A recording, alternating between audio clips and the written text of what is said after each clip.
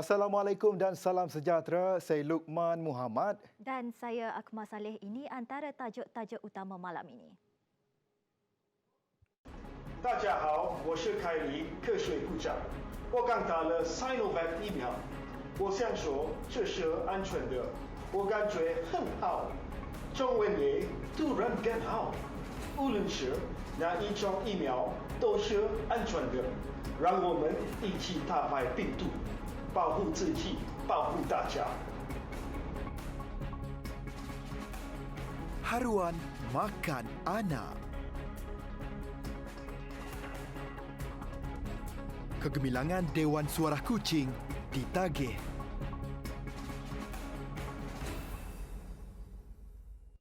Menteri Sains, Teknologi dan Inovasi Khairi Jamaluddin menarik perhatian netizen apabila memuat naik sebuah video di mana beliau berucap dalam bahasa Mandarin selepas menerima suntikan vaksin Sinovac.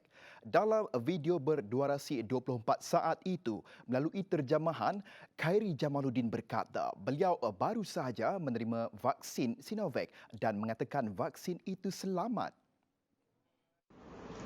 大家好，我是凯里，科学部长。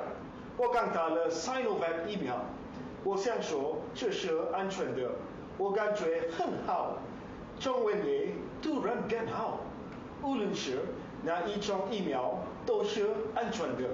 让我们一起打败病毒，保护自己，保护大家。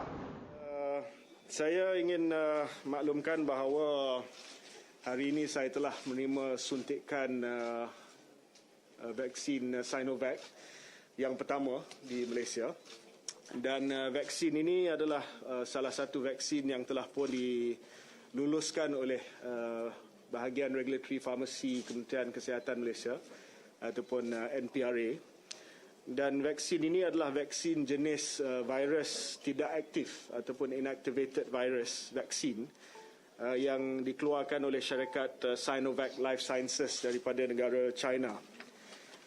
Saya ingin memaklumkan bahawa bekalan ini kita telah terima pada 12 hari bulan Mac yang lepas daripada kilang di Beijing di China, dan vaksin ini telah pun diluluskan oleh bahagian regulatory.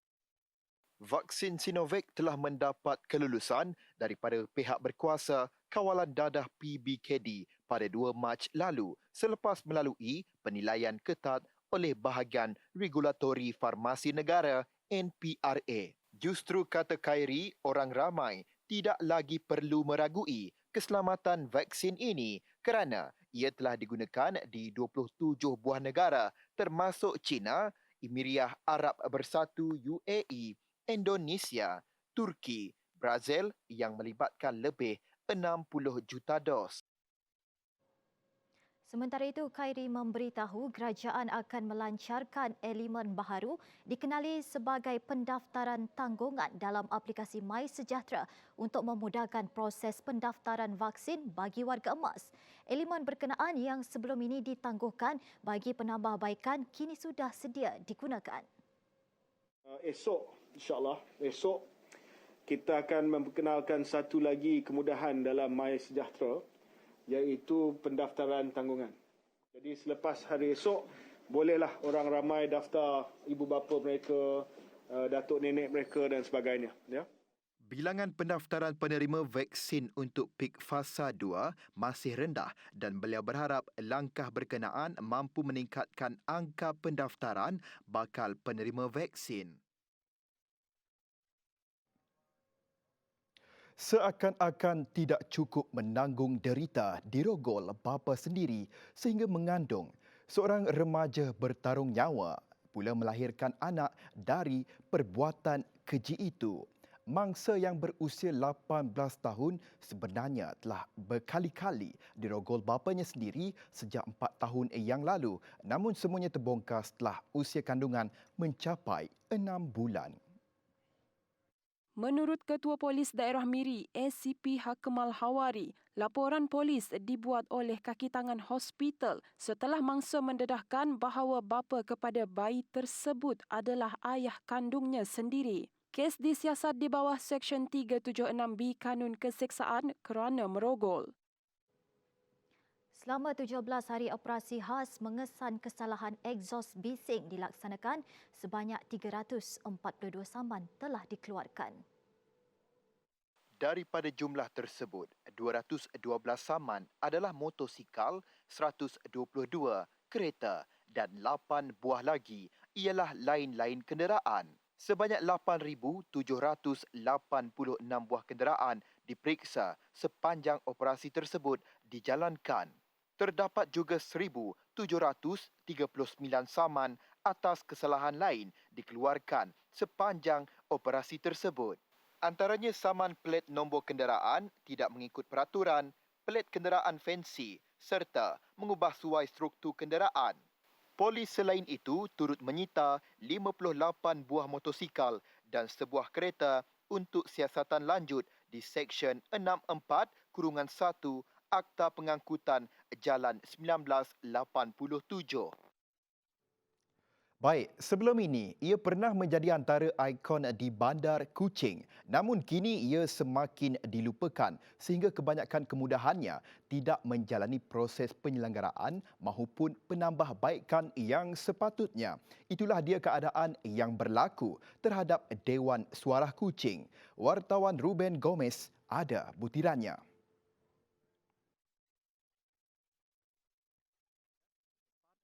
Aktif berkunjung untuk melakukan aktiviti riadah dan sukan. Kami orang selalu ke Civic tu untuk mengisi masa lapang lah. Daripada kita set up apa kat rumah nak, better kita datang ke Civic petang-petang bersukan. Dengan PKP macam tu lagi memang susah bersukan, tapi dengan datang situ jaga SOP semua, everything boleh lah. Masih boleh dipola. Di situ kami selalunya jogging, beriadah, bersukan seperti memang pola situ bola tampar lah. Selainnya kita nangga some of yang umur remaja ataupun yang berumur ada pergi senam aerobik situ ataupun ada zumba. Banyaklah aktiviti dapat dipola di Civic Center. Selalunya kami orang akan main volleyball, jogging dan workout lah dalam kawasan Civic Center situ. Buat masa sekarang tu alhamdulillah makin meriah, tapi kuranglah belia untuk bersukan pada kali itu, maybe sebab pada COVID tu.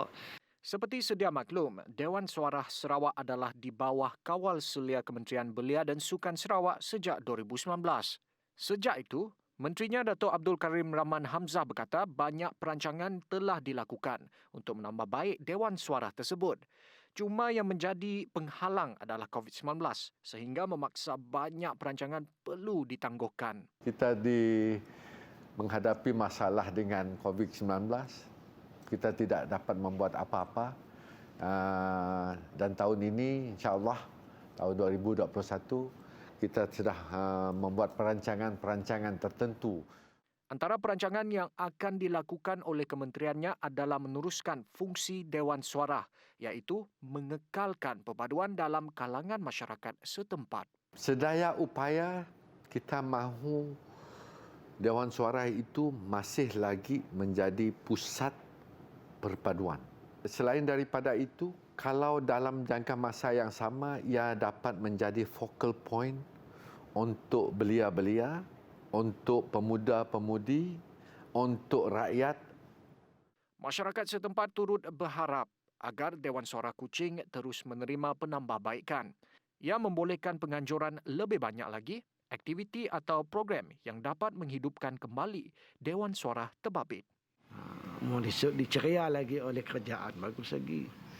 Malam apinya, dengan bangunannya, dicat semula ke agar pelancong akan datang nanti untuk Civic Center. Banyakkan lagi aktiviti-aktiviti yang diadakan di Civic Center itu supaya banyak tarikan, supaya banyak lagi orang datang ke Civic Center dalam padaya, keselambungan daripada ia akan membantu kami peniaga-peniaga di situ lah. So apa ni mau Civic Center tu jadi mercu tanda lagi lah. Sehari gig kelak supaya mundi maintenance dikacakkan lagi akan jadi mercu tanda di Kuching tu lah. Jadi tempat tarikan orang datang situ, pola event, ada banyakkan lagi event di situ. So akan banyak tarikan dekat Civic Center lah.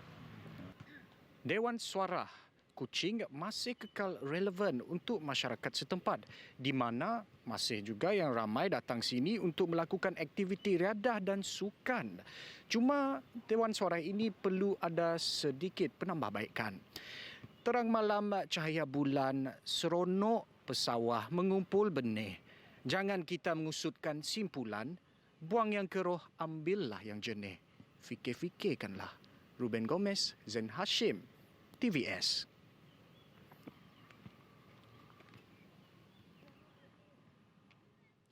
Pengumuman Perdana Menteri Tan Sri Muhyiddin Yassin berhubung Perintah Kawalan Pergerakan PKP yang berkemungkinan tidak akan dilaksanakan secara menyeluruh mendapat pelbagai reaksi. Pelaksanaan yang mengambil kira program imunisasi COVID-19 kebangsaan yang telah pun bermula. The economy bagus, makin bagus, and then it comes back to before, macam before tu. Kami rasa setuju because peluang pekerjaan makin banyak and then ekonomi makin meningkat. Macam sebelum tu, bila ada PKP, ekonomi semua cik jalan. So, peniaga-peniaga kecil, benda semua ada terjejas sikit lah. Mungkin ada certain orang yang rasa benda tu perlu dibuat sebab untuk mencegah penyakit-penyakit tu lah. Kita harus mulalah PKPD di certain tempat yang ada customer baru ya, yang terus merebak ya. Ia ajak perlu PKPD lah. Masih perlu dilanjutkan lagi PKP kerana kita dah dengar kita usahawan bagi sidap peniaga-peniaga kecil yang sibuk bekerja. So, daknya tengah nunggu inisiatif untuk dapat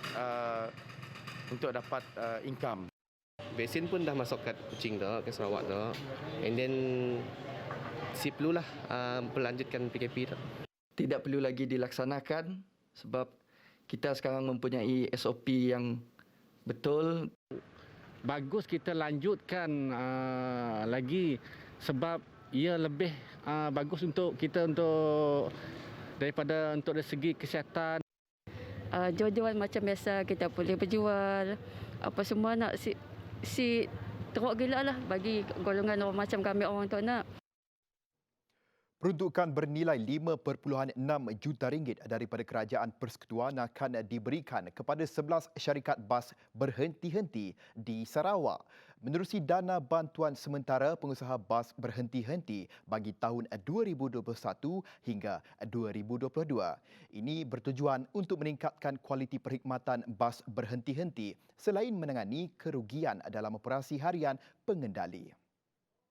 Dana bantuan sementara pengusaha bas berhenti-henti juga mampu meningkatkan kualiti perkhidmatan bas berhenti-henti dan secara langsung mengembalikan persepsi penumpang terhadap kualiti perkhidmatan pengangkutan awam Sarawak. Dana bantuan sementara pengusaha bas berhenti-henti yang dahulunya dikenali sebagai Interim Stage Bus Support Fund diperkenalkan Suruhanjaya Pengangkutan Awam Darat pada tahun 2012. Ini juga merupakan pelengkap kepada program tambang bas RM1 yang dijalankan oleh Kerajaan Sarawak di bawah subsidi pengangkutan awam di Kuching, Miri dan Sibu. Untuk rekod, Kerajaan Sarawak melalui Kementerian Pengangkutan telah melaksanakan program tambang bas RM1 sahala di bawah subsidi pengangkutan awam di 3 buah daerah utama iaitu Kuching, Sibu dan Miri. Program ini melibatkan 50 laluan seluruh Sarawak di mana 18 di Kuching dan Sibu manakala 14 laluan di Miri. Pelaksanaan program ini telah bermula pada Mei sehingga Disember tahun lepas dengan jumlah kumulatif pengguna bas berhenti-henti adalah 1.22 juta. Kita beralih ke perkembangan seterusnya. Kerajaan Negeri Sarawak memaklumkan tiada larangan bagi penganut Kristian di negeri ini untuk menggunakan kalimah Allah. Pejabat Ketua Menteri Sarawak dalam kenyataannya menegaskan Kerajaan Gabungan Parti Sarawak GPS akan terus mempertahankan dan memelihara toleransi beragama di Sarawak. Malah ia disifatkan sebagai salah satu faktor utama bagi penyatuan dan perpaduan rakyat di negeri ini yang terdiri daripada pelbagai latar belakang bangsa dan agama. Sarawak konsisten dengan dasar toleransi beragama sejak pentadbiran Tun Abdul Taib Mahmud sehingga kini di bawah pimpinan Datuk Patinggi Abang Johari Tun Openg. Ini dibuktikan dengan kesungguhan Kerajaan Sarawak dalam usaha memastikan nasib penganut agama lain turut diberi pembelaan dengan penubuhan Unit Hal Ehwal Agama Lain atau UNIFOR. Pengeluar makanan Sarawak berskala besar dan kecil digesa untuk mendaftarkan produk masing-masing dengan Pejabat Perdagangan dan Pelancongan Sarawak Singapura Statos. Tujuannya adalah untuk turut serta merebut peluang perniagaan di Singapura. Apa yang pasti, pengimport makanan Singapura terbukti amat berminat terhadap produk-produk segar dan telah diproses dari Sarawak. Malah cita rasa atau selera makanan di kalangan warga Sarawak dan Singapura juga dilihat serupa. Perkhidmatan agensi itu termasuk memperkenalkan kalangan usahawan Sarawak yang proaktif kepada pembeli dan pengimport berpotensi dari Singapura selain membantu mereka agar produk-produk sedia diekspor itu diterima di pasaran. Selepas perjalanan udara dibenarkan nanti, Statos akan menyambung semula usaha di lapangan dengan membawa pengimport dari Singapura ke Sarawak untuk menemui usahawan yang telah berdaftar dengannya, melawat kilang atau tapak pengeluaran serta membincangkan aspek peluang usaha sama. Pemberian peruntukan tambahan RM2.5 bilion untuk projek berskala kecil di bawah Pemerkasa mampu merancakkan semula aktiviti ekonomi pada peringkat akar umbi. Menteri Kanan Kerja Raya Datuk Seri Fadilah Yusof berkata, peruntukan untuk diagihkan kepada kontraktor G1 hingga G4 membabitkan kerja-kerja baik pulih infrastruktur yang sebelum ini rosak akibat banjir. Disebabkan bencana banjir. Kita bukan saja kena COVID, tapi kena bencana banjir, banyak infra yang rosak dan sebagainya. Dan dengan itu kerajaan menyediakan peruntukan. Dan peruntukan ini disalurkan melalui kontraktor G1, G2 untuk baik pulih dan juga menggerakkan ekonomi di peringkat akar umbi. Jadi ini salah satu cara untuk kita memulihkan ekonomi dan diharapkan dengan pemulihan ekonomi ini ianya akan orang kata generatekan aktiviti ekonomi dan dana itu akan turun dan menggerakkan ekonomi setempat. Kerajaan turut bersetuju menambah peruntukan projek berskala kecil bagi tahun ini daripada RM2.5 bilion kepada RM5 bilion. Antara jenis projek kecil yang akan dikhususkan kepada kontraktor G1 hingga G4 adalah pembaikan infrastruktur dan fasiliti awam yang rosak akibat banjir, pembaikan jalan, program ameniti sosial, baik pulih perumahan berstrata termasuk penggantian lift di perumahan awam dan pembinaan gerai di kawasan pihak berkuasa tempatan. Bantuan baru itu adalah lanjutan daripada inisiatif bantuan lain yang sudah diumumkan kerajaan sebelum ini bagi menjamin aktiviti pemulihan ekonomi negara yang disebabkan impak COVID-19 berterusan. Dalam pada itu, Kementerian Pembangunan Usahawan dan Koperasi MEDEC juga komited memastikan inisiatif program strategik memperkasa rakyat dan ekonomi pemerkasa dapat segera dinikmati usahawan yang disasarkan. Ia bagi membolehkan aktiviti perniagaan dapat diteruskan susulan kesan kelembapan ekonomi akibat COVID-19. MEDEC turut bersedia membantu dalam menyalurkan segala insentif pemerkasa kepada para usahawan dan koperasi yang terkesan. Antara pemberian insentif berkaitan usahawan ialah geran khas prihatin 3.0 iaitu bantuan sekali beri sebanyak RM1,000 serta dana pembiayaan tambahan sebanyak RM500 juta bagi kemudahan pembiayaan mikrokredit melalui program di bawah Bank Simpanan Nasional, Tekun, Majlis Amanah Rakyat dan SME Corp. Selain itu, usahawan wanita turut diperkasakan melalui kempen e-dagang perusahaan kecil dan sederhana PKS dan PKS Mikro serta program Shop Malaysia Online dengan peruntukan dana RM30 juta untuk membantu mereka beralih ke pasaran dalam talian. Manakala antara insentif kepada koperasi adalah insentif pembiayaan RM100,000 tanpa cagaran daripada Suruhanjaya Koperasi Malaysia bagi membantu koperasi yang terkesan. Sementara itu, fokus kerajaan melalui pemerkasa terhadap kelangsungan industri pelancongan berupaya menyuntik semangat pihak yang terlibat dalam rantaian sektor terbabit. Kementerian Pelancongan Seni dan Budaya MOTEK yakin dengan kesungguhan kerajaan menerusi inisiatif merangsang semula sektor pelancongan dan peruncitan. Melalui pemerkasa, industri pelancongan yang merupakan antara sektor terjejas teruk akibat penularan wabak COVID-19 diberi beberapa insentif bagi mengurangkan beban dan menyokong pemulihan sektor itu.